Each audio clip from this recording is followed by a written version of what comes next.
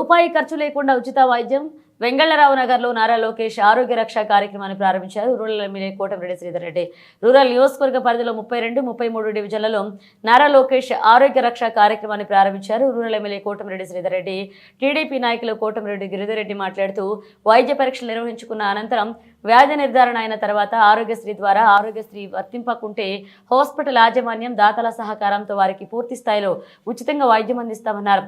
భవిష్యత్తులో రూరల్ నియోజకవర్గం అన్ని ప్రాంతాల్లో నారా లోకేష్ ఆరోగ్య రక్ష కార్యక్రమాన్ని ఎక్కడికక్కడ స్థానిక నాయకులు కార్యకర్తల సహకారంతో నిర్వహిస్తామన్నారు. ఇక నారా లోకేష్ ఆరోగ్య రక్ష కార్యక్రమానికి పూర్తి స్థాయిలో సహకరిస్తున్న మెడికవర్ హాస్పిటల్ యాజమాన్యానికి, డాక్టర్లకు, సిబ్బందికి నెల్లూరు రూరల్ నియోజకవర్గ ప్రజల పక్షాన ప్రత్యేక ధన్యవాదాలు తెలిపారు.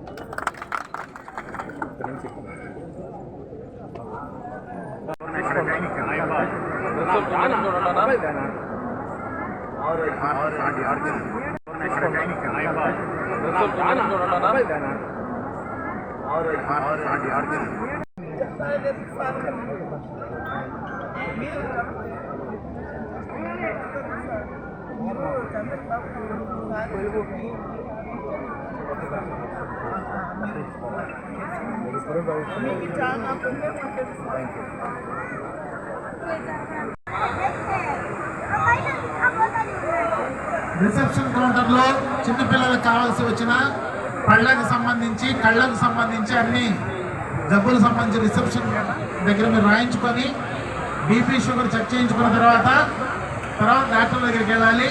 తర్వాత లాస్ట్లో మెడిసిన్ తీసుకొని వెళ్ళాలి.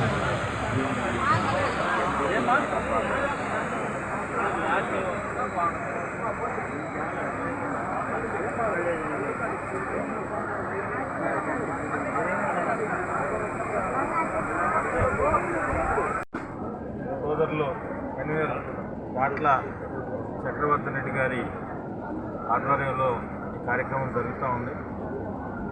గతంలో దేవరపాళెం, గోలకందుకూరు, సజ్జాపురం, కొత్తలంటి, పాతలంటి గ్రామాలకు సంబంధించి ఈ కార్యక్రమాన్ని ఇంతకుముందు నిర్వహించాం. కంటిన్యూగా దాన్ని నిర్వహించాలనే ఉద్దేశంతో ఈరోజు 32, 33 డివిజన్లో తాతయ్య బడి దగ్గర నిర్వహిస్తున్నాం. ఈ కార్యక్రమం మెడికవర్ హాస్పిటల్ సౌజన్యంతో నిరంతరాయంగా పెద్ద ఎత్తున నిర్వహిస్తున్నాం.